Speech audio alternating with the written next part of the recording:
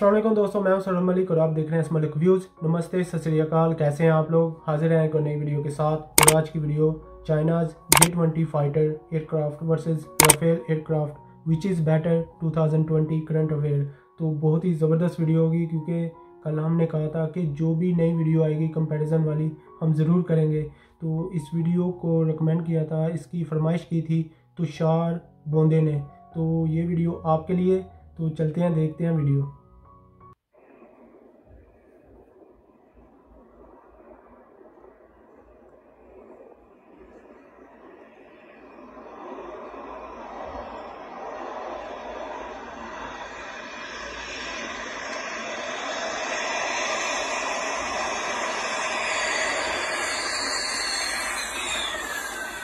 ये नई क्लिप है। ये आपने देखी है रफाल की landing at Ambala airbase in Haryana. India को रफाल मिल चुके हैं, पहला बैच आ चुका है, बाद में और रफाल आते रहेंगे, मगर इसका कंपैरिजन ऑलरेडी स्टार्ट हो चुका है। लोग कंपेयर कर रहे हैं रफाल को F-16 से और वेरियस अदर एयरक्राफ्ट से, मगर कंपैरिजन की लिस्ट में एक नाम बार बार सामने आ रहा है और वो है चाइना का J-20। और ये कंपैरिजन ऐसा नहीं है कि रैंडमली हो रहा है, कहीं आर्टिकल में किसी ने पब्लिश कर दिया। इंडिया के जो फॉर्मर एयर चीफ हैं धनोआ साहब, इन्होंने ये स्टेटमेंट दी है रफाल के आने पर। इन्होंने ये कहा है कि रफाल एक गेम चेंजर है और जो चाइनीज स्टेल्थ J-20 एयरक्राफ्ट है ये रफाल के आसपास भी नहीं आता। और चाइनीज टेक्नोलॉजी पर सवाल उठाते हुए इन्होंने यहाँ पर यह स्टेटमेंट दी है, अगर चाइनीज एयरक्राफ्ट परफॉर्म करते हैं जेन्युइनली तो फरवरी 27, 2019 को जब पाकिस्तान ने इंडिया पर बॉम्बिंग करने की कोशिश करी थी, तब इन्होंने JF-17 को आगे क्यों नहीं रखा। JF-17 बहुत ही पीछे क्यों था, क्योंकि आप अगर देखो फरवरी 27, 2019 को जो मेन लीड थी वो थी F-16 एयरक्राफ्ट की, अमेरिकन मेड। और इसके अलावा पाकिस्तान ने मिराज को भी यूज किया था, फ्रेंच मेड मिराज, और कुछ बॉम्ब्स गिराने की कोशिश करी थी। तो यहाँ पर हमारे फॉर्मर एयर चीफ कह रहे हैं कि अगर चाइनीज JF-17 इतना अच्छा है तो इसको यहाँ पर यूज करना चाहिए था, मगर पाकिस्तानी एयरफोर्स को ही चाइनीज इक्विपमेंट पर भरोसा था नहीं।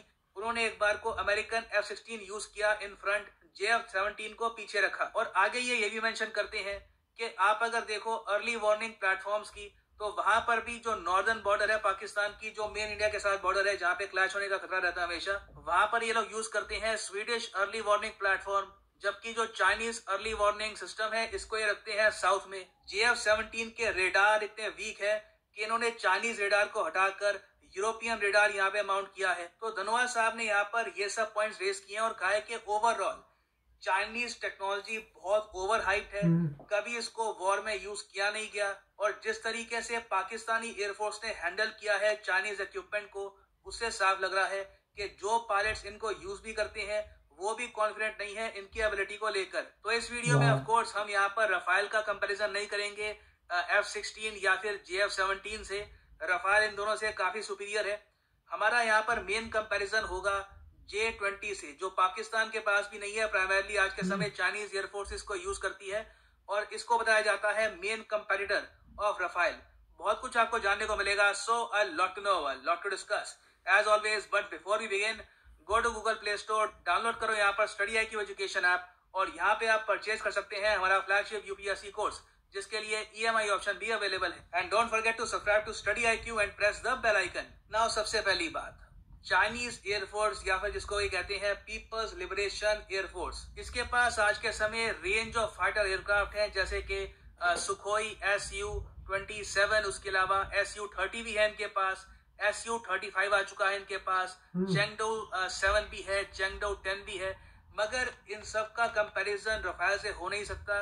तो हम यहाँ पे सीधा कंपेयर करेंगे with Chengdu J-20। Chengdu J-20 पहली बात तो एक 5th जनरेशन एयरक्राफ्ट है जो चाइना की चेंगडू एयर स्पेस कॉर्पोरेशन, जो इनकी सरकारी कॉर्पोरेशन है, इसने डेवलप किया है। वेराज आप रफाल को देखो तो इसको एक डिफरेंट श्रेणी में रखा जाता है, इसको कहा जाता है एक 4.5 जनरेशन कैटेगरी का एयरक्राफ्ट। अब यहाँ पर आप अगर ये जो लैंग्वेज पढ़ोगे लगेगा कि ऑल राइट, तो इससे लग रहा है कि जो चेंगडू J-20 है ये ज्यादा एडवांस्ड या फिर न्यू टेक्नोलॉजी पर बेस्ड है।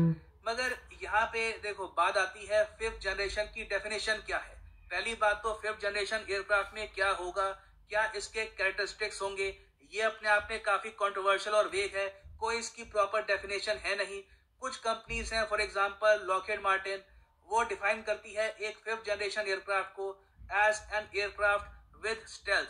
अब देखो बाकी चीजें भी ये बोलते हैं, जैसे कि लो प्रोबेबिलिटी ऑफ इंटरसेप्ट रेडार, मतलब कि रेडार में दिखेगा नहीं। उसके अलावा हाई परफॉर्मेंस एयरफ्रेम्स होंगी इसके पास, नेटवर्किंग कैपेबिलिटीज बहुत अच्छी होंगी, मतलब कि इसको डेटा मिल सकता है from aircraft carrier, other aircraft, ground source, even satellite से भी ये डेटा ले सकता है। मगर ओवरऑल जब हम बात करते हैं 5th जनरेशन की, तो एक शब्द सामने आता है और वो है स्टेल्थ। और दुनिया में आज के समय सिर्फ 3 5th जनरेशनल एयरक्राफ्ट मौजूद हैं। एक तो है J-20 चाइना का, इसके अलावा 2 अमेरिकन मेड है, एक F-22 रैप्टर, दूसरा F-35। इंटरेस्टिंगली मैं आपको ये बताता हूँ कि जो यूएस में डेवलपर्स हैं, जो इनके यहाँ डिफेंस मैन्युफैक्चरर्स हैं, वो ये क्लेम करते हैं कि चाइना ने F-22 की हुबहू कॉपी करी है और अपना J-20 बना दिया है। तो आप कह सकते हैं कि J-20 बहुत हद तक F-22 रैप्टर पे बेस्ड है।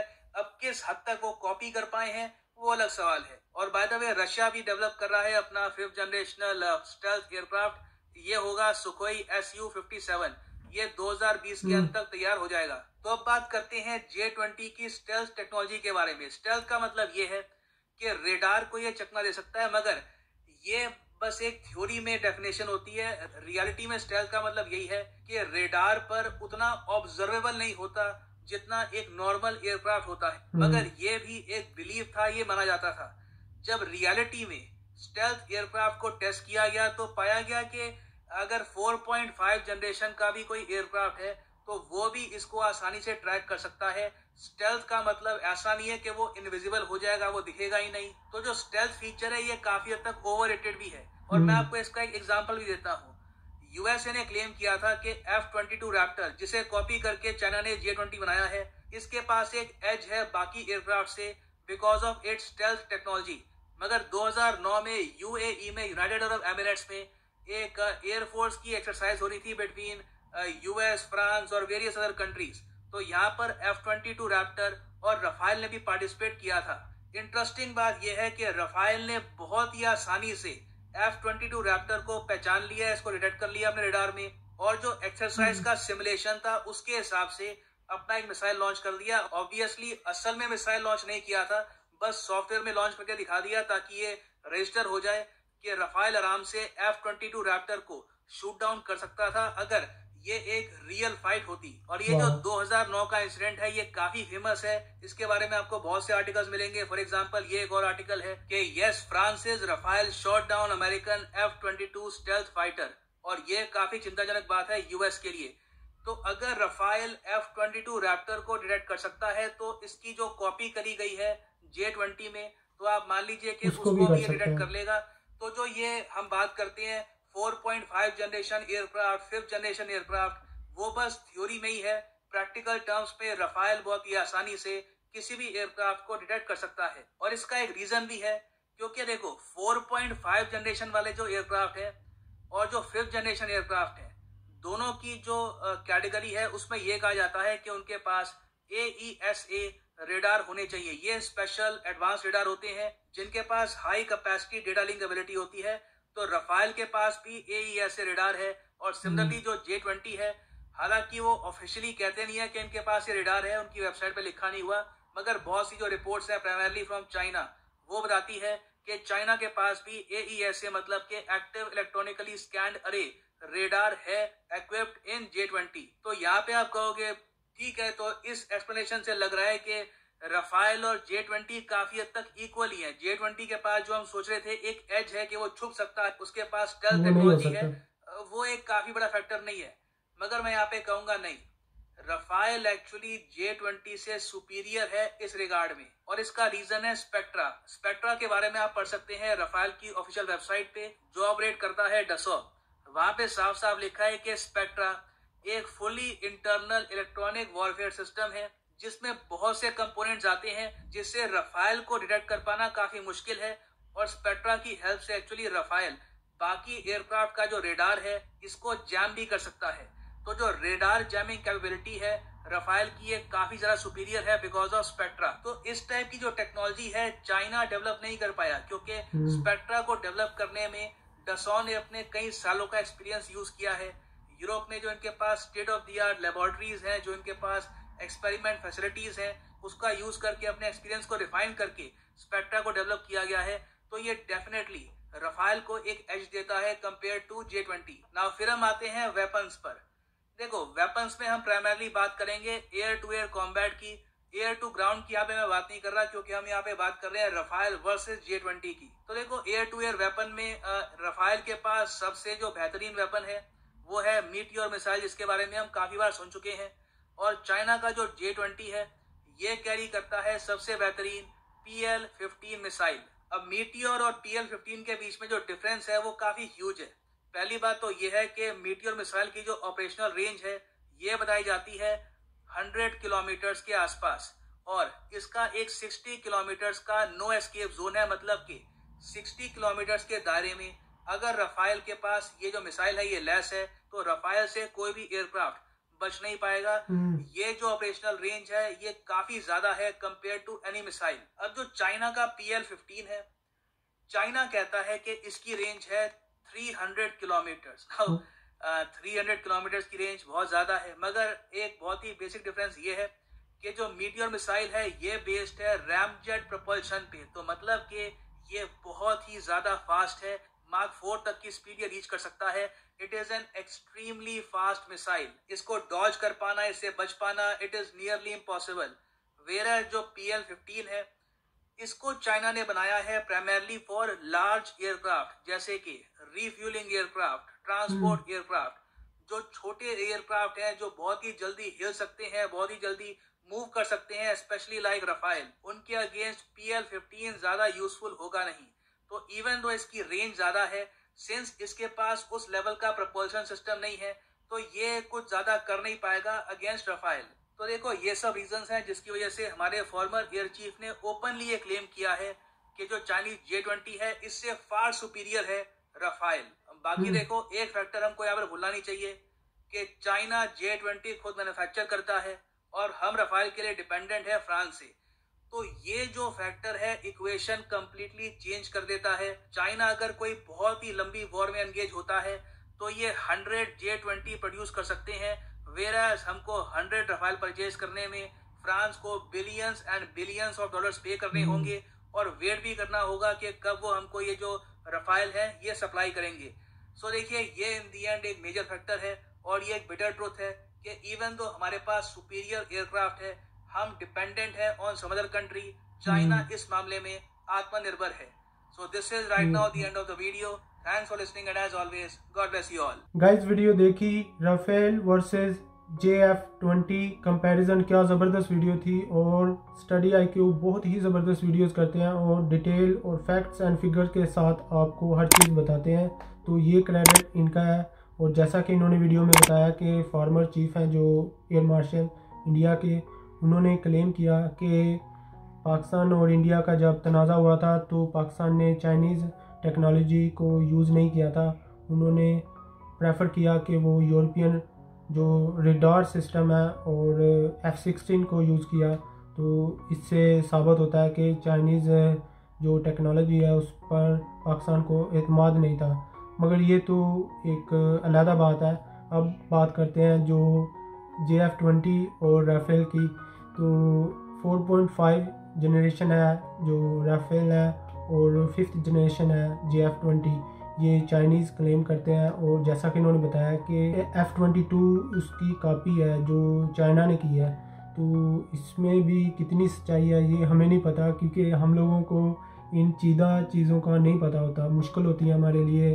हम वही बिलीव करते हैं जो हमको बताया जाता है। तो हम एक्सपर्ट नहीं हैं तो मानते हैं बात जो ये कह रहे हैं। और उसके बाद इन्होंने बताया कि ऐसी कोई टेक्नोलॉजी नहीं है, रेडार नहीं है कि जो राफेल डिटेक्ट ना कर सके। जैसा कि UAE में इसने जो अमेरिकन क्लेम करते थे कि ये 5th जनरेशन है और इसको कोई डिटेक्ट नहीं कर सकता, मगर जो फ्रांस का जो राफेल था उन्होंने डिटेक्ट किया और टारगेट को लॉक किया। तो वो अगर वार होती रियल में तो वो उसको उड़ा सकता था। तो इससे साबित हुआ कि कोई ऐसी टेक्नोलॉजी नहीं है जो राफेल डिटेक्ट ना कर सके। तो 5th जनरेशन हो या 4.5, ये सेम ही कैटेगरी में आते हैं और बहुत ज़बरदस्त काम करते हैं। हाँ, जो सबसे ज़्यादा डिफरेंस है वो ये है कि चाइना जो खुद बनाता है और इंडिया को ये ख़रीदने पड़ेंगे फ्रांस से। तो आप देखें कि इतना ज़्यादा पैसा जो लगाते हैं हम ये टेक्नोलॉजी ख़रीदने के लिए, और ये किसी काम नहीं आती। तभी आएगी ना जब जंग होगी। तो जंग होगी तो क्या होगा? कुछ भी नहीं होगा। लोग सफ़र करेंगे, हम जैसे लोग करेंगे, बाकी वही रहेगा। हम अपने कंट्रीज़ के लिए जान देने को तैयार हैं, मगर आप देखना पाकिस्तान भी ऐसा ही करेगा। अब कोई नए जो फाइटर जेट हैं वो ख़रीदने की कोशिश करेगा, क्या होगा उससे? टैक्स पेयर का पैसा, आपका भी इसी तरह। तो मैं तो भाई यही कहूँगा कि पीस होना चाहिए, सब ज़बरदस्त है। क्योंकि जब हमको कुछ खाने को नहीं मिल रहा तो ये वार कैसी यार। यूरोप ने ख़त्म कर दी सारी जो कशीदगी थी। अमेरिका लोगों को दूसरी कंट्रीज़ में जाके पता नहीं क्या क्या करता है, ठीक है ना। तो हमें अपना जो सारा सामान होता है वो बेच देते हैं। सऊदी अरेबिया देख लें, यूएई देख लें, पाकिस्तान देख लें, इंडिया देख लें, कौन सा ऐसा कंट्री है जिनको ये नहीं बेचते? बिलियंस ऑफ डॉलर ये कमा रहे हैं हम लोगों से, हमारा पैसा, गरीब लोगों का पैसा। मेरा ये मानना है कि ये चीज़ें पीछे होनी चाहिए और लोगों के राइट्स हैं जो वो आगे आने चाहिए। सो गाइस, ये थी हमारी आज की वीडियो। आपको हमारी वीडियो कैसी लगी? अगर आपको हमारी वीडियो अच्छी लगी तो आप हमारे चैनल को लाइक करें, सब्सक्राइब करें और दोस्तों के साथ शेयर करना मत भूलें। तो मिलते हैं नेक्स्ट वीडियो में। अल्लाह हाफिज़।